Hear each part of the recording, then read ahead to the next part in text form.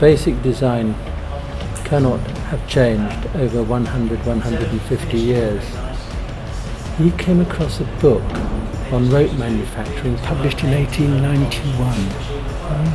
I wonder who did that. So would you say then that these pictures kind of capture a moment in time where, you know, it was almost at the end of an era when you were actually still using all these historic machinery that after that time, sort of late 90s onwards, was increasingly replaced, so things that were sort of 100 years old.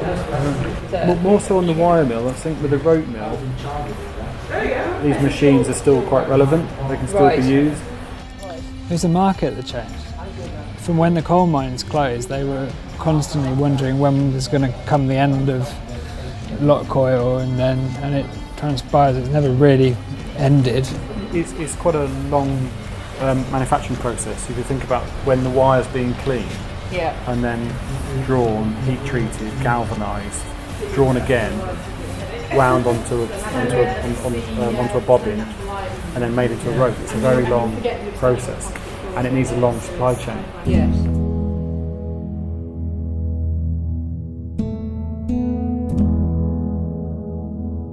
So for us, it's a very good way of encapsulating the machine and the environment the machine was operating in.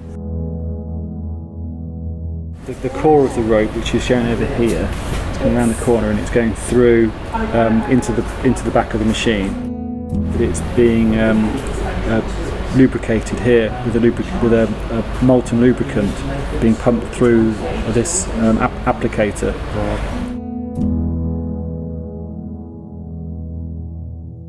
I think some of my favourite ones are of the lock coil machines, making the lock coil ropes. So I'd say the rope machines probably are more sort of poignant for me.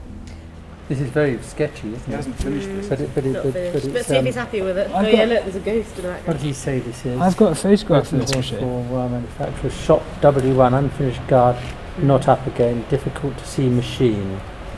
I remember this happening. I remember people talking about this. He was having issues because he could never get on the machine. But that machine, that's that shop there. So that's S19 and 20. Mm. Actually, it's quite nice seeing a photograph next to a picture, actually, isn't it?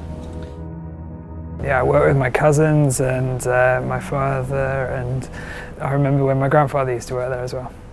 Okay. Yeah, I'm going to show you. What's that? I used to go into the factory with my father, and I do remember certainly when it was happening, and certainly everyone was so impressed with the quality of the pictures. You know, that the watercolours are beautiful. But What is it? I don't know.